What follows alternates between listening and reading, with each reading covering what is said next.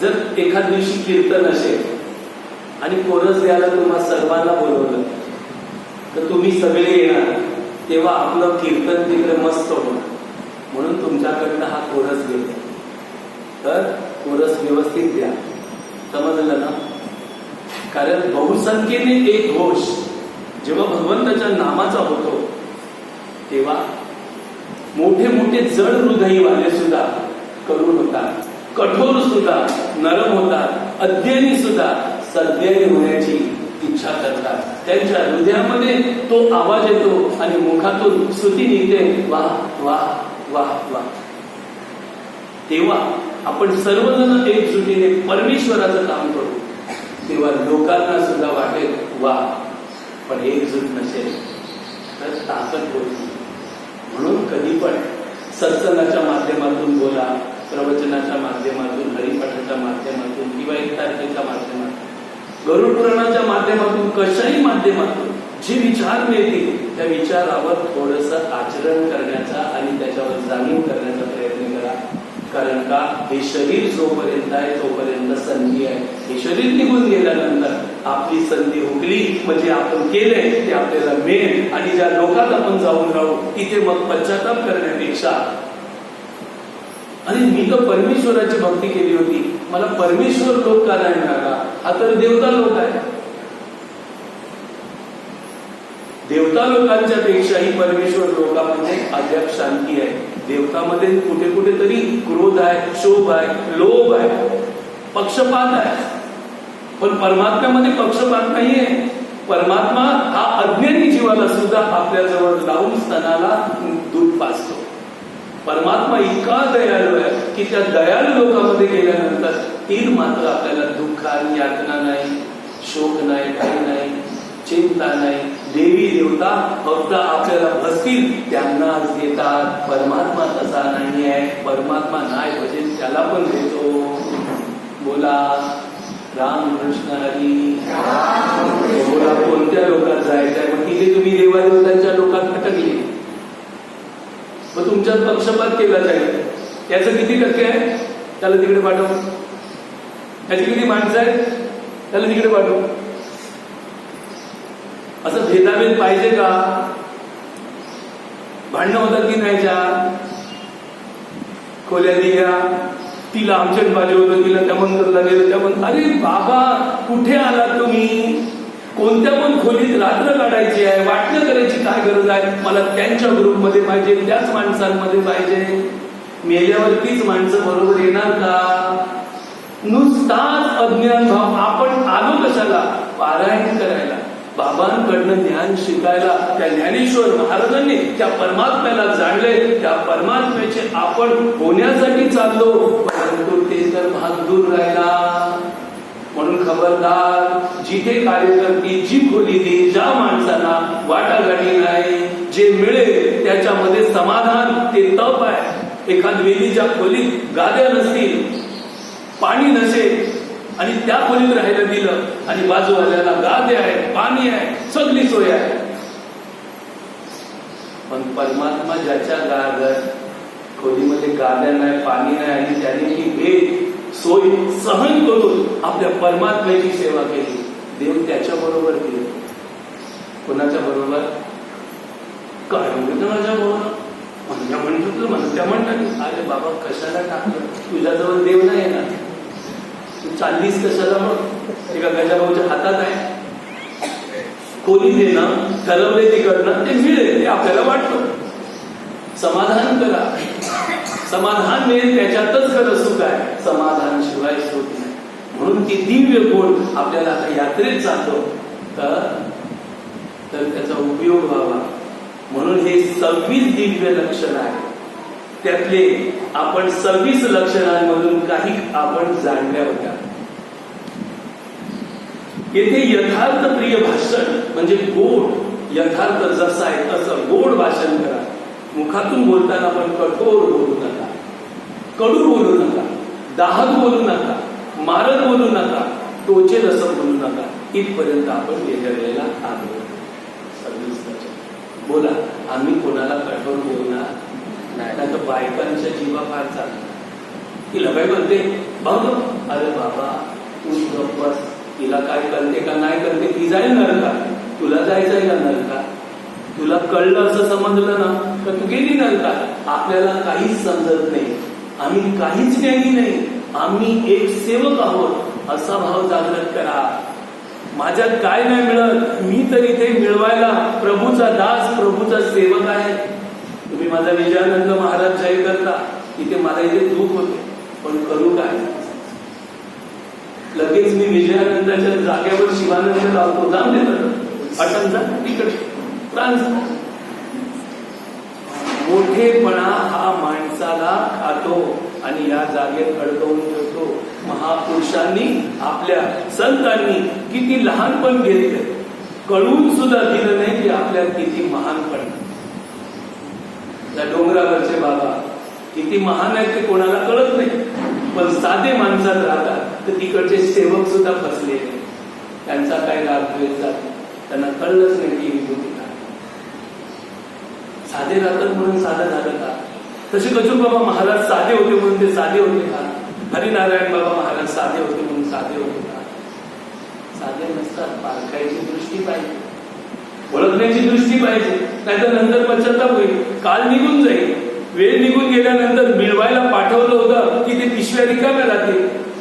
देव सांगेल की ते परमात्मा, अरे बाबा पिशवी तुला मस्त दिलेली अमृताची, अमृताची पिशवी दिली होती, अमृत घेऊन यायचं, काय घेतलं तू? मग महाराज तुम्ही अमृत वाटलं कुठे? अरे बाबा केवढं अमृत वाटलं तुला? अमृत वाटणारा झराच मी पाठवला होता डोंगरपाड्यात. यावर तर रामकृष्णाने बोलावं लागलं. झरा कट होता, अरे कुंभारवाड्यात. कुठे होता तो? कुंभारवाड्यात होता. कुंभारवाड्यात कोणत्या खाणीतून निघाला होता? तर म्हणजे विजयानंद खाणीतून निघाला होता. तो गुरु होता का? त्याचे तरी होतं का? मग कोणचे तरी होतं का? संत दाखवू शकत नाही मोठेपण, पण तुम्ही समजून घ्याल तर ते तुमचं मोठेपण. संत दादू दयाळ हे महान संत होऊन गेले, महात्मा होते, परम पावन होते, आत्मज्ञानामध्ये जागृत होते. जो आत्मज्ञानात जागृत आहे त्याची पुढची परिस्थिती कशी आहे, तसं आपण चरित्र ऐकून ऐकून संतांची कीर्ती कानात ऐकून, देवाची कीर्ती कानात ऐकून, त्या देव आणि संतांची पावर याच्यात आहे, आपल्या हृदयातच आहे. ती जागृत करून आपलं हित करून घ्यायचं आहे. गावामध्ये ते ज्ञान वाटत फिरत होते, गावामध्ये ज्ञान वाटत फिरत होते. आज या गावाला उद्या त्या गावाला असे जायचे. बरेचसे संत असेच गावोगावी फिरतात. पूर्वकाली असं होतं की कोणत्याही गावात संतांना धोका नव्हता म्हणून ते मन मोकळ्यापणाने फिरत होते. आता संत गावोगावी फिरत नाही, तर आता धोका काय आहे? आता लोकांच्या मध्ये जास्त पावर आहे, त्यांना जास्त समज आला. आता संतांना पाळण्याची दृष्टी राहिली नाही. खरे संत येऊन जातील आपल्या घरी तरी आपल्याला कळणार नाही. आज कशी झालंय, फसवेगिरी आली. कलियुगाने आपला मळ बऱ्याच जणांच्या मस्तकात भरला आणि खोटे वेश धारण करून साधू संत आता प्रलोभन करून लुबाडण्यासाठी किंवा पैसा लुटण्यासाठी फिरू लागले. त्यामध्ये आता आपले खरे संत ओळखायला येऊ नाही लागले. पण तो काल तसा नव्हता. एक दिवशी दादू दयाळ संतांनी असा विचार केला की चला एकाच या परिसरात काय राहायचं, आज दुसऱ्या परिसरात जाऊ. म्हणून ते दुसऱ्या परिसरात गेले. त्या गावात फिरत होते. बाजूलाच एका गावाच्या सीमेवर एका वृक्षाखाली त्यांची वस्ती झाली. आणि खाण्यासाठी ते धडपडत नव्हते, कपड्यासाठी धडपडत नव्हते, काही वस्तूंसाठी प्रलोभनीय स्वभाव त्यांचा नव्हता. कारण त्यांना माझा कपडा, माझं खाणं, माझं देह, माझं जीवन हा माझा परमात्मा सदैव माझ्या बरोबरच आहे. तो काही मला टाकून नाही. सांगा, आईच्या कुशीत बाल असेल, आईच्या कुशीत जर बाल असेल, त्या बालाला कसली चिंता? सांगा बरं. तशी ही संत जेव्हा भगवंताला जाणतात तेव्हा ते परमात्म्याला आपल्यापासून कोसो दूर असं स्वभाव नाही धारण करत. त्यांना कळते मी तर माझ्या परमात्म्याच्या कुशीत आहे, मी त्याचा अज्ञानी बालक आहे, तो मला ज्ञानाचा रस पाहतो. किती असा स्वभाव प्रत्येकाचा झाला पाहिजे. जो आहे ते स्वीकार, जे नाही ते नाही. सांगा, तुम्ही आम्ही परमात्म्याच्या कुशीत आहोत की नाही? नसेल समजत तर नाही बोला, दृष्टांत देतो, पटवून पण देतो. नसेल पटत तर नाही बोला. तो परमात्मा कसा आहे? तो सदैव आपलं पोषण करतो, आपलं रक्षण करतो, आपल्या सदैव ताली तो 24 तास आहे. जसं उदाहरण देतो की जसा सागरामध्ये मासा फिरतो तर त्या माशाला पाणी किती लांब आहे? पाणी किती लांब आहे? तसा परमात्मा आपल्या सैभोवताली सर्वत्र त्या परमात्म्याच्या रसावर तुमचं आमचं जीवन चालतं. आणि तो जसा झाडाचं फल आहे, झाडाचं फल आहे, त्याला एक देठ आहे आणि त्या देठातून त्या फळाला लहानाचं मोठं केलं जातं. त्या फळाच्या देठातून रस झाडाचं मूल पुरवते, पण ते मूल दिसत नाही, ते झाड पुरवते दिसत नाही, पण आपल्याला नुसतं फल दिसते. काय दिसते? आपलं फक्त फलावर लक्ष, पण फल निर्माण कुठून होते, फल दाता कोण आहे याकडे आपलं लक्ष नसते.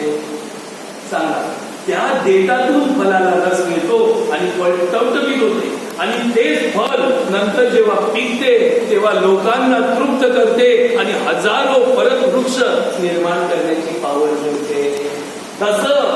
तसं आपण त्या परमेश्वराची ही फळं आहोत आणि आपला देठ आहे श्वासोश्वास, आणि त्याच्यातून परमात्मा तू आम्हाला अष्टदा रस पोचवतो आणि तुम्ही आम्ही लहानाचे मोठे होतो. पण बीजारोपण तोच करू शकतो ज्या फळामध्ये बी कधी येते? जेव्हा परिपक्व फल झाल्यावर. कच्च फल असेल तर बी येते, कच्च फल असेल तर बी येत नाही. पक्क फल झालं की त्याच्यात बी येते आणि ते बी मग ते दुसऱ्याला मिळते आणि दुसरीकडे वृक्ष होतो. तशी आपली परंपरा आहे. कच्च फल होतं, हळूहळू बाबांनी कष्ट करून करून करून करून गुरुच्या श्रीचरणी जाऊन जाऊन जाऊन जाऊन जेव्हा आत्मानंद जागा केला, 6 महिने बाबा झोपले नाही.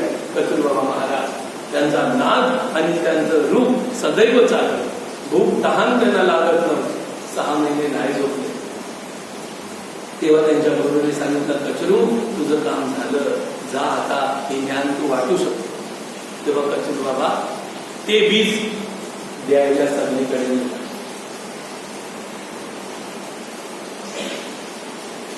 आता तर रामकृष्ण आणि बोलावंच त्या परंपरेतून आपण आलो.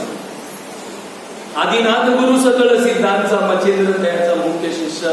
मच्छिंद्राने बोध गोरक्षाचा केला, गोरक्ष होता गहनीने निवृत्ती, निवृत्तीने ज्ञानदेवाने अनेक गुरु शिष्य परंपरा केली. तेव्हापासून अनेक पंथ हे आपलंच एक ईश्वरी वृक्ष आहे. आपण जाणू, दुसरे नाही जाणतील, ते निंदा करतील, करो ते आपली भावंडच आहे. प्रेमाने राहा सगळ्यांशी, आनंद आहे. असे संत दादू दयाळांनी विचार केला की आता कुठेतरी दूरवर ज्ञानाचा प्रचार केला पाहिजे. म्हणून ते आले होते. एका गावामध्ये एका वृक्षाखाली राहत होते. खाणं पिणं ची चिंता नाही, जे मिळेल ती कंदमुलं खाऊन राहत होते. गगनगिरी महाराज जंगलामध्ये राहत होते. त्यांनी कपड्यासाठी अभिलाषा धरून गावामध्ये येऊन हात पसरलेले आहे. चांगलं चमचमीत पुरी, श्रीखंड, भाजी, पोली खाण्याची अभिलाषा ठेवून गावामध्ये हात पसरले नाही. जेव्हा भूक लागली तेव्हा पाला पाचोला खाल्ला आणि राहिले, मागायला कोणाकडे गेले. आणि जेव्हा कपडे अंगावर थंडी, हिमाला, उन्हाळ्याचे बघितले तर कुठे अशी गोंडपाट पडली होती की नदी धुतली, सुकवली आणि तीच कमरेला राहून लावून तसेच बसले. ते कधी कोणाकडे आसक्त झाले नाही, ते अनासक्त या जगामध्ये राहिले. तेव्हा लोक आजही ते शिवरूप झाले तरी समाधीला जाऊन दर्शन घेऊन पापाचा नाश करतात. म्हणून अनासक्ती हा सर्वात मोठा गुण आहे आणि तो दुःखदायक पदार्थावर करा. सुखदायक नको, पण तुम्ही आम्ही दुःखदायक पदार्थावर आसक्ती केले आणि सुखदायक पदार्थावर अनासक्ती केले. कुठेतरी आपली चूक झाले आणि ती चूक सुधारवण्यासाठी हा रविवार सत्संग असतो. सांगा, तुम्ही आम्ही चुकीच्या आहोत की नाही? आपण बरोबर आहोत का? मोठा प्रश्न. गर्व करू नका, अद्याप आपण चुकाच करतो. चुकाच आहे. जोपर्यंत आपल्या शरीरामध्ये निंदा आहे आपली चूक आहे. जोपर्यंत आपल्या शरीरामध्ये भेद आहे तीपर्यंत आपली चूक आहे. जोपर्यंत शरीरामध्ये ईर्ष्या आहे तोपर्यंत आपली चूक आहे. जोपर्यंत आपल्या मुखामध्ये दुसऱ्याची निंदा आहे तोपर्यंत आपली चूक आहे. आणि या चुका जिथपर्यंत आपण सुधारवणार नाही तिथपर्यंत आपलं जीवन निष्फळ आहे, सफल नाही. आणि सफल होण्यासाठी, ते ज्ञान मिळवण्यासाठी भगवंतांनी ही योजना केली. रविवार सत्संग. काय चुकीचं केलंय? बोला. तुमच्या मुलाबाळांना आणलं तर काय पाप लागेल का? तुमच्या नवऱ्यांना आणलं तर पाप लागेल का? तर तुमचा नवरा एवढा मोठा ज्ञानी नाही मिळत, त्याला गरज नाही ज्ञानाची? सांगा, मेल्यानंतर त्याचं काय होईल? तुमची मुलं मृत्यूनंतर कुठे जातील? ज्या वंशामध्ये निघून जातील तो वंश त्याला देण्यासाठी कारणीभूत अज्ञानाचा आपणच असू. कारण त्या मुलांना ज्ञानाचं रस भरवण्याची ताकद आपल्यात होती, साधन आपल्यात होतं आणि अधिकार आपला होता. तरी सुद्धा तो अधिकार आपण घेतला नाही तर परमेश्वर पुन्हा तो अधिकार देणार नाही. आणि पुढच्या जन्मात जर तुम्हाला मुलंच नाही दिली तर काय कराल? यावर तर तुम्हाला रामकृष्ण हरी बोलावं लागेल. मग मुलं नाही दिली तर मग तुम्हाला का मुलं नाही दिली त्याचं काय कारण असेल? पुण्य आहे, भूलोकाची इच्छा आहे, मनुष्य जन्माची म्हणून दिली. पण मुलं का नाही दिली? गेल्या वेळेला तुम्हाला ज्ञान पण दिलं होतं आणि मुलं दिली होती, पण मुलांवर तुम्ही संस्कार केले नाही, नापास झाले. आता तुम्हाला संतती देणार नाही. मग मुला काही जणांना सगळ्या मुलीच दिल्या, मुलं नाही दिली तर रडतात. काही जणांना सगळ्यांना मुलंच दिली, मुली नाही दिल्या तर रडतात. काही जणांना मुलं आणि मुलगी पण नाही तरी रडतात. समाज फक्त नाव ठेवायला आहे आणि नुसतेच समाजाला घाबरून आपलं महत्व घालून बसतात. अरे हा समाज कोणाचाच नाहीये. आज पहिला मोठा अज्ञानाचा दगड आपल्यावर मारून आपल्यातलं ज्ञानाचं रक्त बाहेर काढतो. जे रक्त आपल्यामध्ये ज्ञानाचं साठलं पाहिजे तो अज्ञानाचा दगड आपल्या डोक्यात मारतो आणि ज्ञानचं रक्त वाहून काढतो. आपल्याला कमजोर करतो. हा समाजाप्रमाणे चालाल तर मरून जा. भगवंताच्या भक्तीतून निर्माण झालेल्या संत विचाराने चाला तर आपलं कल्याण होईल. समाजाला सुधरवण्यासाठी संत येतात. मग बोला, समाजाचं ऐकाल की संतांचं ऐकाल? सांगा. समाजाला सुधरवण्यासाठी कोण आले?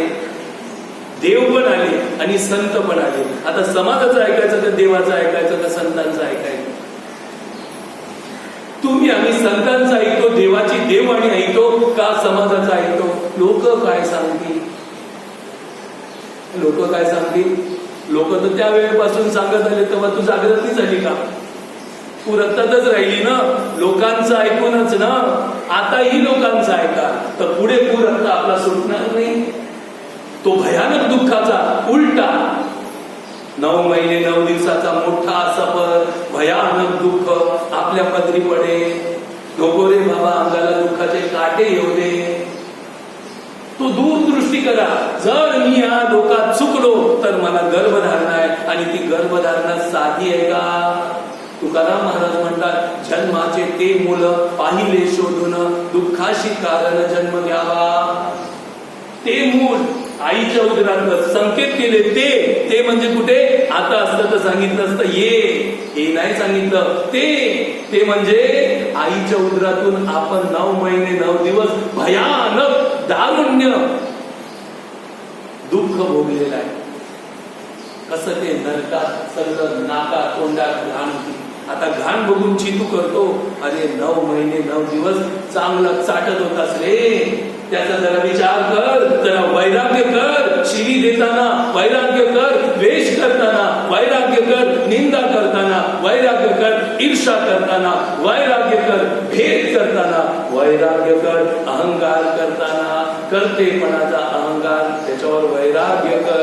तर तू निघून जाशील, नाहीतर अडकून राहशील. आतापर्यंत अडकून होतो, आता मुक्तीचा मार्ग मिळालाय. पण म्हणजे किंतु परंतु आला. समजून घ्या, तर समजून नाही घ्याल तर तोच वनवास हजारो लाखो युगाचा चालू राहील. बोला, राहिला पाहिजे का? तो भयानक वनवास आहे. चला, आईच्या उदऱ्यात त्या कातड्यात एकटीच वर पिशवीत असा अंकुचन केलेला, हातपाय आवळून धरलेला असा जीव होता. 9 महिने 9 दिवस. एक प्रयत्न करा की नको पिशवी, पण अख्खा दिवस असे पाय आवळून, असे हात आवळून पलंगावर झोपून राहा. कुठे झोपू नका, गादीवर झोपा. जरा बघा कसं वाटतं.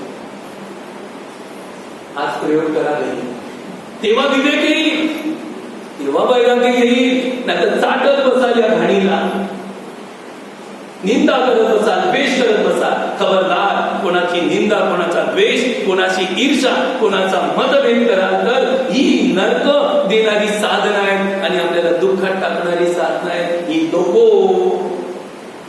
काय घेऊन आलो होतो, काय घेऊन जाणार, इथे कोणाचंच नव्हतं. होतं ते मूळच ईश्वराचं होतं.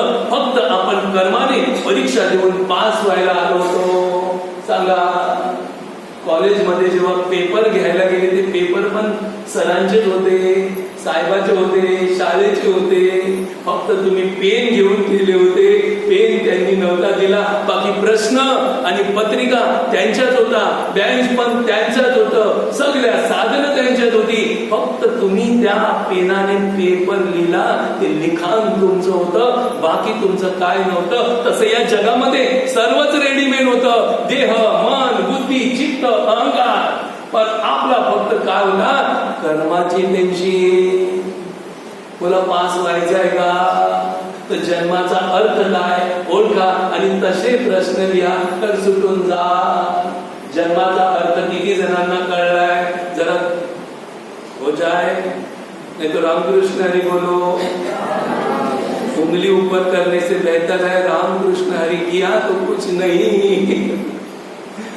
जरा कर्माचा प्रश्न सोडा. कर्माचा प्रश्न जर सोडला नाही तर फसून जा.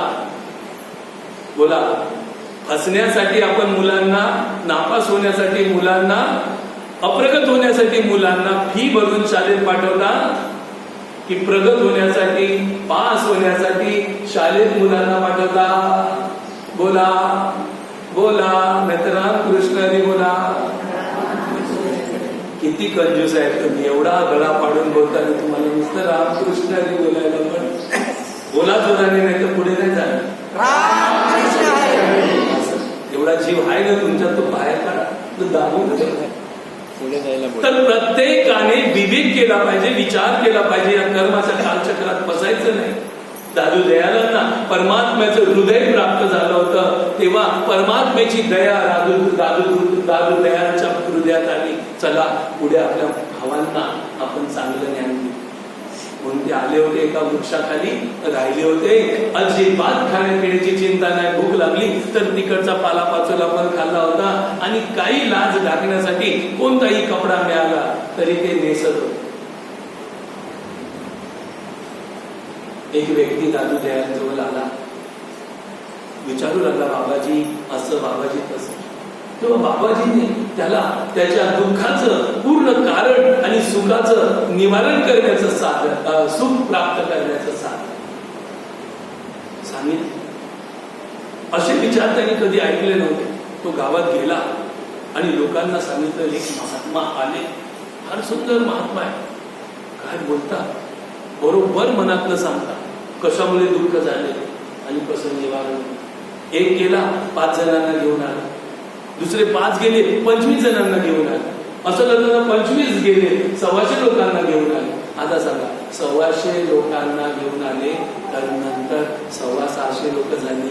आता ही 625 5 करा. तुम्ही पण 5 जण या सत्संगात आणले तर काय होईल? पण आम्ही एक पण आणत नाही, आमचं कोण ऐकतच नाही. कसं ऐकणार? जीभ बरोबर नाही ती, कसं ऐकणार? तोंडातून निंदा करतात. ते दुःख देणारे टाचे आहेत, काटे, ते दुसऱ्याच्या हृदयात काम नाही करत. जेव्हा कोमल व्हा तेव्हा तुमचं कोणीतरी आहे. एकाला जरी आणलं नाही एकाला तरी जीवन सफल. रामकृष्ण हरी बोल. तर सांगायचं तात्पर्य असं आहे, दादू दयालच्या जवळ ते गाव यायला लागलं आणि सुंदर सुंदर वचनोक्ती संपून गाव चांगलं श्रीमंत ज्ञानात, विचारात, स्वभावात झालं. जसं आपला आता डोंगरपाडा श्रीमंत, गर्भ श्रीमंत झालाय. डोंगरपाड्याचं नाव आज चौकात सगळ्याकडे पसरले. काय होता, काय झाला? आणि डोंगरपाड्यामध्ये संत विचार सगळीकडे पसरले म्हणून लोक सुधारले. हे संत विचार नसते तर कोणी सुधारलं नसतं. त्यात आधी आपले पहिला कचूरबाबा महाराज आले होते. अख्ख्या गावाला जवळजवळ 100-500 लोकांना मंत्र दीक्षा केली होती. सगळे होते गावकरी लोक, हे असे जमायचे सगळे एकदा. त्या काळात ज्ञानाचा प्रचार नव्हता जसे आता जमतो.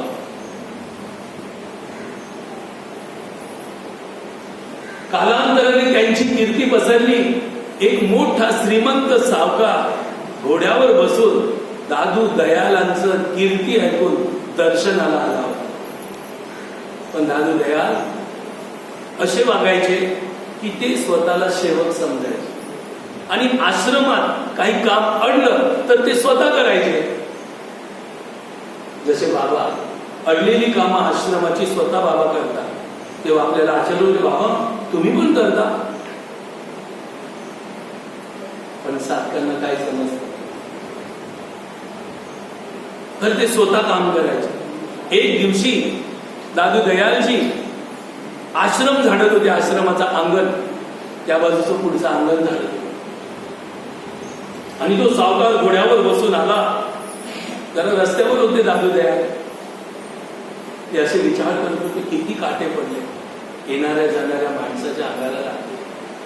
कल मलाच लागेल तर मीच त्यांच्यात आहे. त्यांना टोचलं तर दुःख मला होईल. त्यांची संकट ही माझी संकट आहे. निवारण्यासाठी परमात्म्याने मला सेवा दिलेली आहे, मला ती सेवा करायची आहे. तुम्ही आम्ही अशी सेवा करायची तर दुसऱ्यांचं वाईटच बघत जातो. कधी सेवक बनणार देवाचे? खबरदार कोणाला वाईट लेखाल तर. अरे आपण सगळे एकच आहोत ना. हा एक भाव जरी नाही समजला तर गुरुवचन मानून हे प्रमाण मिथ्या मानता दोष लागू नाही. कोणी आपल्या या जगात शत्रू नाही. आपली पेन्सिल चांगली चालवा बस. ती पेन्सिल भगवंताने आपल्याला दिली. ज्यापर्यंत त्याच्या साई आहे तिथपर्यंत हा देह आहे. साई ज्या दिवशी संपेल त्या दिवशी काय झालं? कवन येणार? 4चं टाइम दिलं. बघू जमलं तर जाय, नाही तर नाही जाणार. नको आता जाते म्हणजे मग नंतर जायला नको, बसायला मला जायला टाइम नाही. दिवसांना मी जाऊ शकत. आताच तोंड दाखवून येतो. कशाला आलाय हो?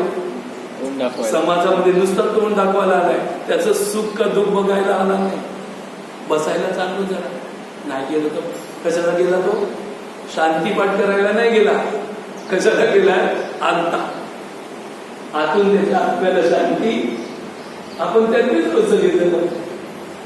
अरे जा तिथे प्रार्थना करा. काहीतरी सगळेजण मिळाले, चला सगळेजणांनी शांत राहा जरा.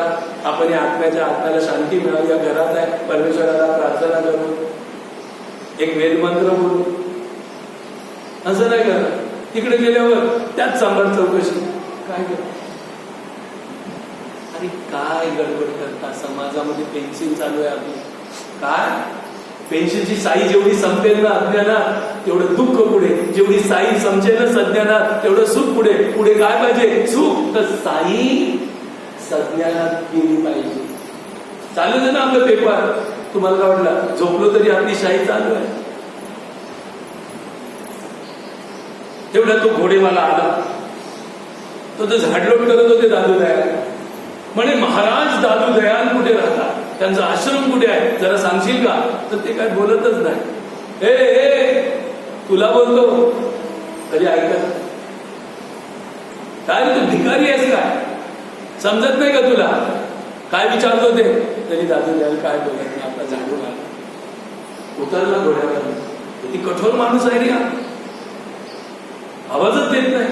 तुला माहितीये का मी कोण आहे? अरे मी या पुढच्या गावचा श्रीमंत सावकार आहे. काही जण सांगतात भांडण, होय तू कोण आहे? मी नगरसेवक आहे. मोठेपणाला म्हणजे घाबरते. वसईला गेलो होतो प्रवचनाला, तिथे भांडणं लागली. तर ती कोण आलेलं बाहेर, होय मी पण त्या गावचा नगरसेवक आहे, कमी समजू नको माणूस. तो सावकार उतरला, म्हणे मी पण त्या गावचा. ऐकत नाही तरी जाणवा दिली 1 लाख पडले तरी बोलत नाही. कसला एडा माणूस आहे. कोणाला विचारलं, अगदी भिकारला कुठला. पुढे गेले, तो माणूस येत होता. होय महाराज थांबा जरा, दादू दयालचा आश्रम कुठे आहे, ते महात्मा कुठे राहतात? काय महाराज हे बघा झाडू मारतात ते दादू दयाल आहे. हा तेच तर महात्मा आहे, त्यांचंच तर हा मोठा आश्रम आहे. काय बोलला? मी तर लाथ मारली, मी शिवाय. धावत गेला, रडत गेला, अंगाला थरकाप व्हायला लागला. पहिला पायाशी लोटांगण घातलं, माफ करा महात्मा, माफ करा, मी तर तुम्हाला ओळखलं नाही, मी तुम्हाला अद्वा भिकारडी वगैरे हे म्हणून तुम्हाला लताही प्रहार केला. फार मी पापी आहे, पण महाराज तुम्ही मला का नाही सांगितलं पहिला विचारलं तेव्हा की दादू दयाल मीच आहे म्हणून? पण तुम्ही मला का नाही बोलला? तर दादू दयाल शांततेने बोलला, अरे सावकारजी तुम्ही मला विचारलंच तसं तर मी काय बोलणार? तुम्ही म्हणाल दादू दयाल महाराज कुठे राहतात? अरे मी महाराज कोण आहे? मी तर भगवंताचा सेवक आहे. मग मी ते महाराज पद कसं घेऊ? आणि तू आम्हाला महाराज लावलं का? महाराज सांगितलं का? मोठेपणे. अरे बाबा ते महाराज पद घेताना जरा विचार करा. मोठ्या महापुरुषांनी पण घेतलं नाही, तुम्ही आम्ही घेणारे को? म्हणून म्हणाले तू महाराज म्हणाला ना, तर मी महाराज कुठे आहे? मी तर सेवक आहे. मी तर सेवा करतो परमात्म्याची, या जनांची मी सेवा करणार आहे. मी एक सेवक आहे. रडायला लागला तो सावकार. महात्मा कोणत्या रक्तातून तुम्ही, कोणत्या मासातून तुम्ही, कोणत्या दुनियेतून आले? लात मारली तरी माझ्यावर दया, तद्वा बोललो तरी माझ्यावर दया, कठोर बोललो तरी माझ्यावर करुणा, न माझ्यावर रागाने डोळे भासून तुम्ही बघितले. तुम्ही आम्ही जराशे कानात कोणाचे निंद ऐकली तर आपले पटारने डोळे. अरे मनुष्य जन्माचा उपयोग आहे की उपभोग? जराशा गोष्टीवर कोणाचा स्वभाव आवडला नाही, चटकन निंदा. अरे बाबा या शरीराचा उपयोग आहे की उपभोग? थोडा विचार करा. ही संधी आता आहे, पुढे आपल्या बरोबर नाहीये. दूरदृष्टी प्राप्त करा. काय आपली जागीर नाही शरीर, न गाव आपलं आहे, न घर बंगला धन दौलत. हे शरीराची सर्व माणसं कुटुंब आपली नाही. एक कर्मफल आहे, भोगून आपल्याला सोडून परत जायचं आहे. तर जाणाऱ्या जीवानो जरा सावध व्हा. आपल्या कर्माच्या टेन्शन मध्ये जर फसलात तर परत गरजणार नाही. म्हणून आपल्याला सांगितलंय की कठोर बोलू नका. हा पहिला. तुला आजपासून आम्ही कोणाला मन दुखेल असं बोलणार नाही. जोरात बोला. आजपासून आम्ही नम्रतेने करुणेने प्रेमाने दयेने समंजसपणाने विजयानंदाचे विचार घेऊ संसारामध्ये कर्म करू नाही तर घेतले ना पक्क. आता मला छाती ठोकून सांगता येईल, अख्ख्या गावात किरणने आठवून दे. आता तुम्हाला आमची माणसं गोड अजिबात कडू नाही बोलणार. परीक्षा घेऊन बघा. हा मी दुसऱ्या माणसाला जाऊन भेटणार आहे आणि सांगणाऱ्या आता आमच्या माणसांची परीक्षा घ्या, बघा कशी गोड बोलतात ते. मग तुमच्याकडे कोण येईल? दुसरा माणूस काय गेलो, बरी आहे का तू? बरी आहे. अगं तुला कळते की नाही? काय गेलं की नाही? पण भांडू नको, प्रेमाने राहा, तुझी परीक्षा आहे. तर गुरुने तुमच्या अगोदरच सांगितलंय की ही माझी माणसं आता गोड बोलणार आहे. काय तुम्ही तर वचन दिलंय ना, आजपासून आम्ही कठोर बोलणार. तर चला, तर असं सांगितलेलं आहे की यथार्थ प्रिय भाषण, कोणाचंही मन दुखेल असे न बोलणे, आपल्यावर अपकार करणाऱ्यावरही न रागावणे, हा दैवी गुण आहे. मी म्हणत नाही, भगवंताचे विचार आहे. तू माझ्याजवळ फक्त ठेवतो, माझ्या घरी बटारून बघू, मला बटारून बघू नका की मी नाही सांगत, हे भगवंताच आहे. काय सांगितलंय? आपल्यावर अपकार करतात त्यांच्यावर पण दया करा. हा युग नाही मिळत तसं ना. काय युग बदललं तरी विचार तेच राहणार, गीता तीच आहे. द्वापार युगाच्या अंती नाही, सूर्य देवाला त्या काली सांगितलेली गीता आहे. त्याच्यानंतर मनु राजाला सांगितलेली आहे, मनुचा पुत्र इक्ष्वाकू, मग इक्ष्वाकूला सांगितलेली आहे. इक्ष्वाकू नंतर राजर्षी लोकांना सांगितलेली आहे, आणि मग राजर्षी लोकांनंतर लुप्त झाली किंवा द्वापार युगाच्या अंती भगवान श्रीकृष्णाने अर्जुनाला सांगितलेले आहे. हे विचार त्या युगापासून आहेत जेव्हापासून सूर्य उदयाला आला. मग तुम्हाला आता पण घ्यावे लागणार, युग बदलू दे पण आपलं ज्ञान स्थिर पाहिजे. युगाप्रमाणे ज्ञान स्थिर ठेवा, ज्ञानाची धार ठेवा.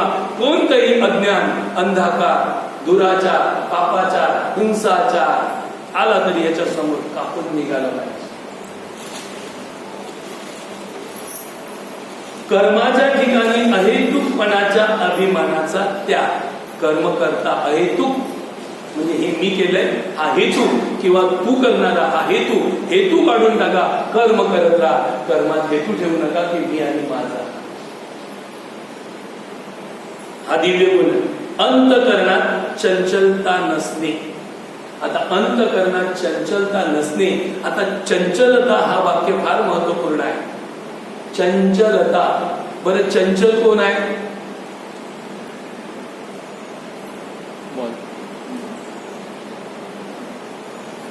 आपल्या शरीरात 5 तत्व आहे, पृथ्वी, आप, तेज, वायू, आकाश. याच्यामध्ये चंचल तत्व कोणतं आहे? सर्व आहे. कोणता आहे? आता चंचलता शांत करायची आहे तर कोणाला शांत करावं लागेल?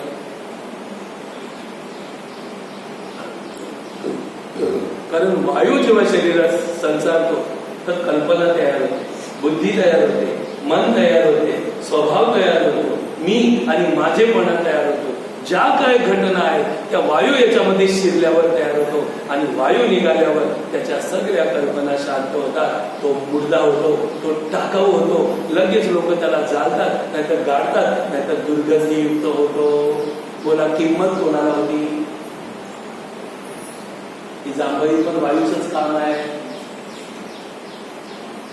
डोळ्यातून वायू दृष्टी देतो, ऐकण्याचं काम पण वायूच करतो, भूक पण वायूच लावून देतो, देणं घेणं पण वायूच करतो.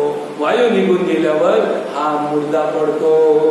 पण योगी नाही पडतो. लोक लगेच याला हात लावत नाही. चला चला लवकर काढा, तो वाशी. मग किंमत देहाला होती की वायूला? जरा बोला, किंमत वायूला होती की देहाला? मग त्या वायूला धरायला कोणी शिकवलंय? गुरुने तुम्हाला 2.5 अक्षर दिली ना, 1.25 अक्षर, 1.25 अक्षर, 2.5 ना. जाती किती? 2.5. जाती किती? 2.5. नाम 2.5 अक्षर. 2.5 मध्ये फार ताकद आहे. जाती 2.5 कशा महाराज? एवढ्या जाती आहेत का? त्या तुम्ही आम्ही बनवल्या ईश्वराने फक्त. मग नंतर व्यवहारासाठी जाती बनवल्या, पण व्यवहार त्याचा सौप्य झाला आणि सज्ज झाला, स्वच्छ झाला. तो शूद्रातला पण त्याला ब्राह्मण छाप लावला जाईल. ब्रह्म जाणे सो ब्राह्मण.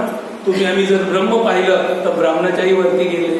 या जाती बनवले त्या बिघडतात, नष्ट होतात, निर्माण होतात. पण त्या जाती ज्या देवाने बनवल्या त्या नष्टच नाही होत, त्या सदैव त्या खाली होत्या, आताही आहेत. आणि नंतर हे जाती कोणत्या? त्या जाती एक पुरुष आणि एक स्त्री, दोन जात. म्हणजे अर्धी कोणती?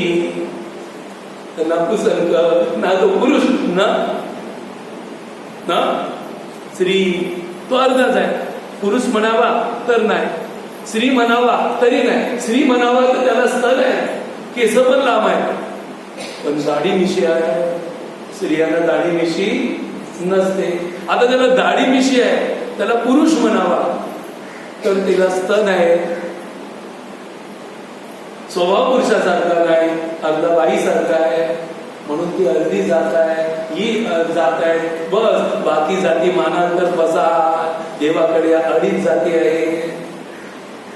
म्हणून देवाने अडीचच अक्षर बनवलं, मोठं अक्षर बनवलं नाही. आणि ते आपल्या बरोबर नाकाच्या शेंड्यावर ठेवलंय. नाकाच्या शेंड्यावर लक्ष दिलं तो ओझर होत नाही. सांगा, रस्त्यावर आणि स्टेरिंगवर आणि पाय ब्रेकवर असतील, ऍक्सिडेंट होईल. रस्त्याच्या बाजूला बघत असेल, स्टेरिंगवर हात नसेल आणि पाय ब्रेकवर नसेल तर काय होईल? जसं समोर भगवंताचं चिंतन आहे, स्वरूपावर लक्ष आहे आणि क्रियेवर ध्यान आहे, तर ऍक्सिडेंट म्हणजे कोणतेच रोग, कोणते शोक, कोणताही दुर्गुण, कोणताही विकार आपल्याला स्पर्श करू शकत नाही. विकार झाल्याची शक्ती त्या श्वसन रूपामध्ये आहे. श्वासावर जप करा, श्वास गती ताब्यात ठेवा. रोज सकाळी उठून एकसारखा श्वास घ्या आणि एकसारखा सोडा. भले त्याच्यावर नामस्मरण नाही केलं तरी चालेल. त्या श्वासाच्या रहित अवस्थेत गेल्यानंतर देहामध्ये चमत्कार आपल्याला बघायला मिळतो. सोपा उपाय आहे, कुठे जायचं नाही. ठाईच बैसोनी करायचं चित्त, आवडी अनंत आळवावा. न लगे सायाच जावे वनांतरा, सुखे तो घरा नारायण. तोच खरा सुखी आहे. दुसरा या जगात कोणीही सुखी नाही.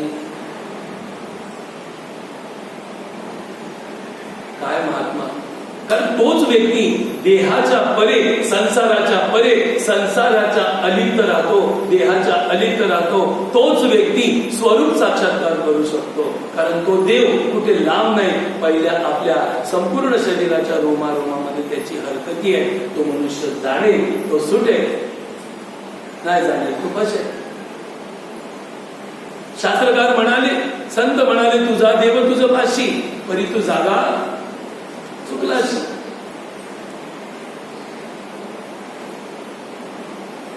सर्वजण आपण त्या देवाला ओळखण्यासाठी आलो होतो. अकर्ता होतो, अभोक्ता होतो, कर्माचा साक्षी.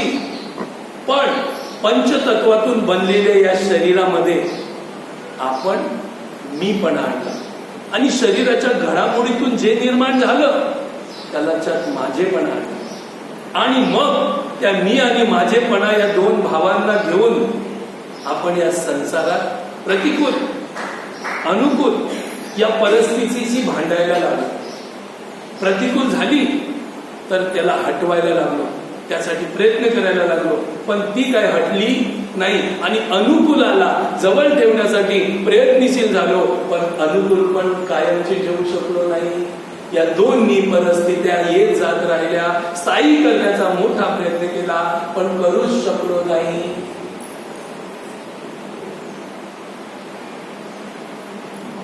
सांगा, दुःख प्रतिकूल हटवण्याचा आपण प्रयत्न करतो, पण ते काय जात.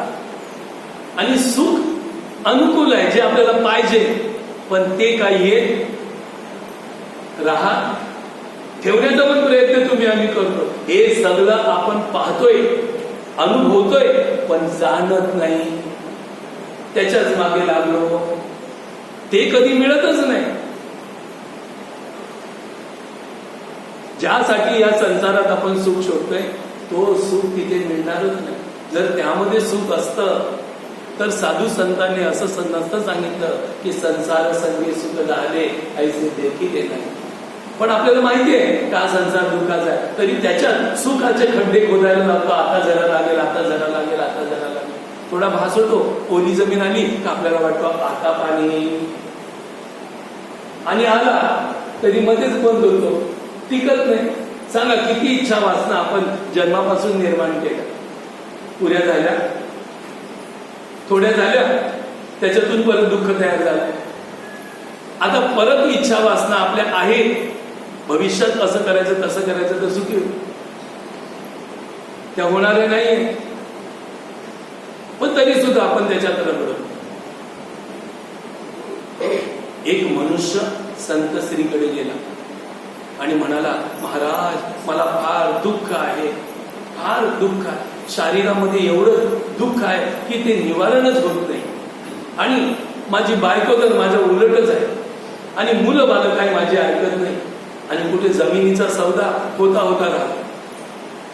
काय काय करता करता अर्धीच कामं राहतात, करायला जातो ते पूर्णच नाही होत. फार दुःखी आहे महाराज, मला जरा दुःख निवारण करा. महात्म्याने बघितलं, याची सगळी पराकाष्ठा, याची सगळी मेहनत आणि याचं लक्ष ज्याच्यात दुःख भरलेलं आहे त्याच्यात अडकलेलं आहे. आता हा कसा सुखी होईल सांगा? कोलसाच पकडला, हातात सोडायला तयार नाही. महाराज मला स्वच्छ करा ना.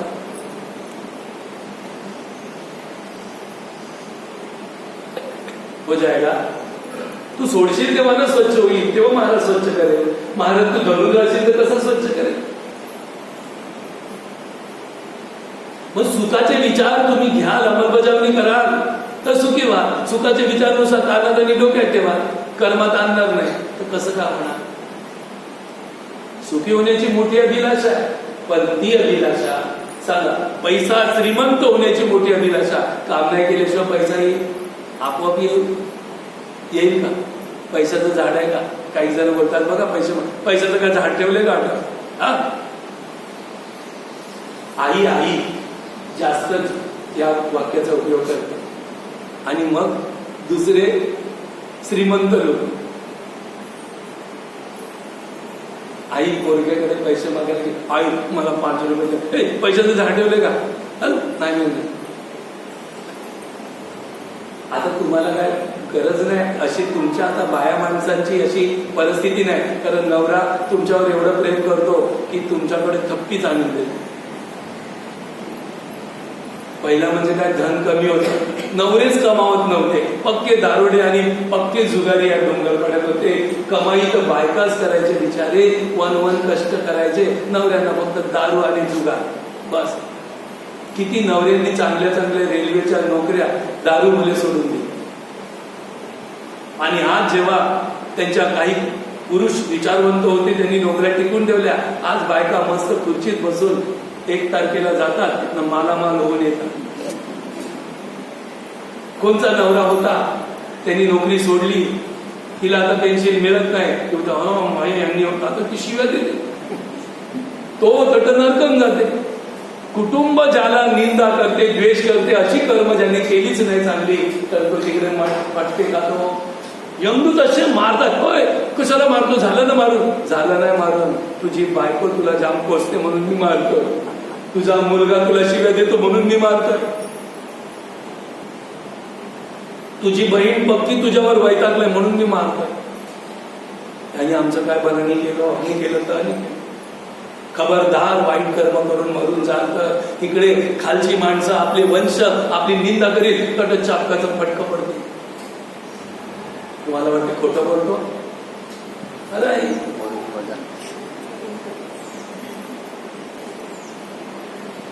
तर तो माणूस सांगायला लागला, बघितलं बापरे बाप, याच्या सर्व कर्माची आसक्ती त्याच्यावर आहे. संतांनी बघितलं, आता याला उपाय दिला, औषध दिलं तर बरा नाही होणार, त्याचा रोग 100% आहे, ऑपरेशनच करावं लागेल, हा दवाने बरा होणार नाही. काही मंडळी आपली सुद्धा याच्यात आहे, दव्याने नाही बरी होणार, त्यांच्यावर ऑपरेशन करायचं.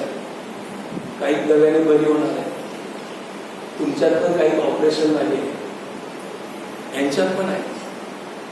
मी डॉक्टर आहे ना, चेकअप केल्यावर कळते ऑपरेशन झाले कोण आहे.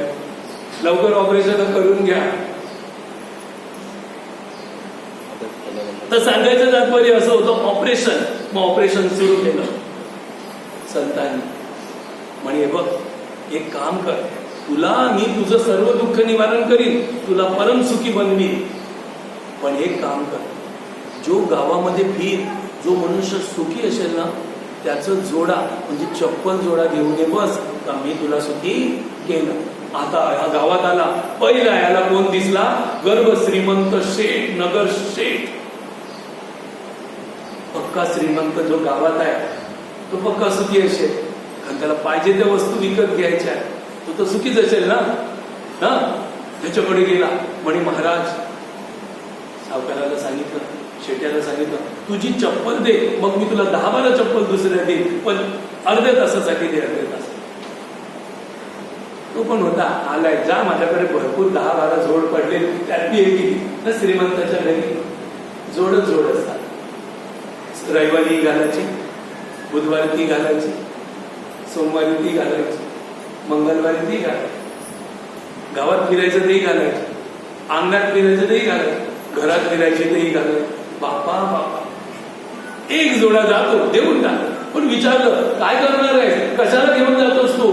तर म्हणे महात्मा मिळाले, त्यांनी सांगितलंय जो श्रीमंत आणि पक्का सुखी मनुष्य आहे, सुखी आहे, त्याचे जोड घेऊन ये, मी तुला सुखी करतो. होय, थांब थांब, अगं मी दुःखी आहे, मी पैसेवाला तुला दिसतो, पण माझ्या मागे भरपूर मोठं दुःख आहे, जोडा तू ठेवून दे, हा तुझ्या उपयोगाचा नाही. कपाळाला हात मारला, मी समजलो पक्का पैसेवाला आहे, पाहिजे ते टीव्ही, फर्निचर, टेबल, खुर्च्या, गाड्या घोड्या, नोकर चाकर, भरपूर माल आहे, मला वाटलं सुखी आहे. सांगा तुम्ही सुद्धा बघा, बंगले बांधले, जमिनी विकल्या, बँक बॅलन्स लाखोचा आहे, कोणाच्याकडे तर करोडपती पण आहे, लाखपती आहे, पाहिजे ते उद्याच्या उद्या विकत आणू शकता, पण सांगा सुखी आहे? आपला प्रश्न, सुखी नाही. तो श्रीमंत बोलतो मी सुखी नाही, मग गेला घेऊन जोड ठेवलं. आता कोण असेल तर या गावचा कोणीतरी नगर अध्यक्ष, म्हणजे त्याच्याकडे भरपूर पैसा, गाड्या घोड्यांमध्ये तो फिरतो. नगराचा सेवक फोर व्हीलर मध्ये फिरतो ना, गेलं त्याच्याकडे, बोलतो, त्याच्याकडे सांगितलं, तू बोलतो संपूर्ण जिल्ह्याचा अधिकारी आहे, ग्रामाचा अधिकारी आहे, पंचायती तुझ्या घरी बसतात, लोक तुला मान देतात, मोठे मोठे प्रश्न सॉल्व्ह करायला तुझ्याकडे येतात, मला तुझा जोड दे, मी तुला आता जातो आणि घेऊन येतो. म्हणजे तुला जोड कशाला पाहिजे, घेऊन जा तू जोड. बोलतो जो सुखी मनुष्य आहे त्याचा जोड मी नेला महापुरुषाकडे, तर म्हणे मी सुखी होईल. थांब, माझा जोड ठेवून दे, तुला मी दिसतो, पण मी पक्का दुखी, माझ्यासारखा दुखी कोण नाही. म्हणजे कसं तुम्हाला दुखा?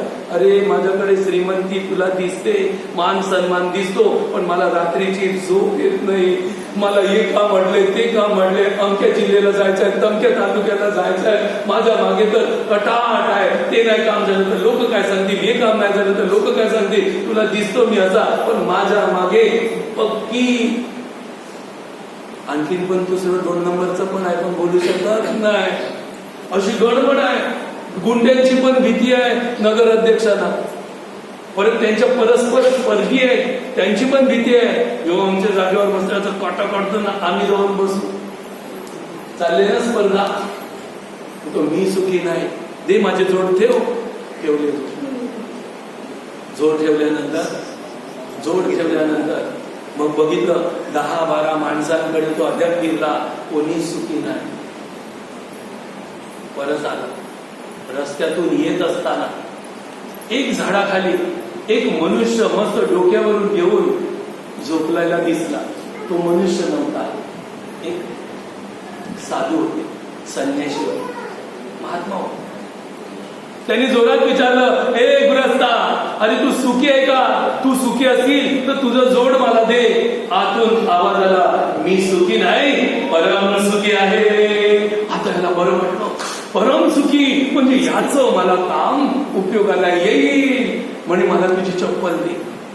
तो मी चप्पल घालत नाही, डोक्यावर काढलं, मी खडावा घालतो, हा खडावा माझा आहे, चप्पल माझ्याकडे नाही. अरे बापरे, चप्पल नाही, तुम्ही सुखी कसे?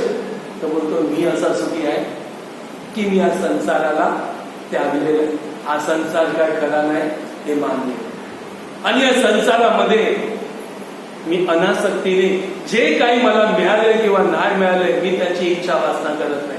मला माहिती आहे हा संसार कधी कोणाला दुःखाशिवाय दुसरं काही देऊ शकत नाही, म्हणून मी त्याचा त्यागलेला आहे. या संसारात जो जो व्यक्ती येतो तो दुःखाशिवाय दुसरं काही प्राप्त करत नाही. मग तो राजा असो किंवा रंक, मानी असो किंवा अपमानी, कोणी असो, हा संसारच मनुष्याला दुःख देतो, म्हणून मी तो त्यागलेला आहे. आणि तुला सुखी व्हायचं असेल तर या संसाराच्या सुखाच्या मागे धावशील तर तू सुखी होणार नाही. या संसाराच्या सुखात अभिलाषा सोडशील, अनासक्ती करशील तरच तू सुखी होईल.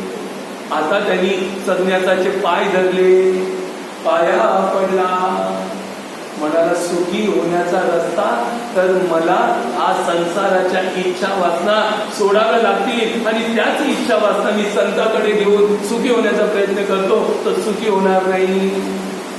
बोला, सुखी व्हायचं आहे की दुखी? ज्यांना सुखी व्हायचं आहे त्यांनी बोटं वरती करा.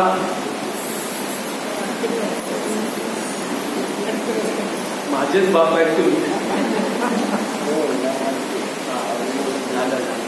पाऊस आहे.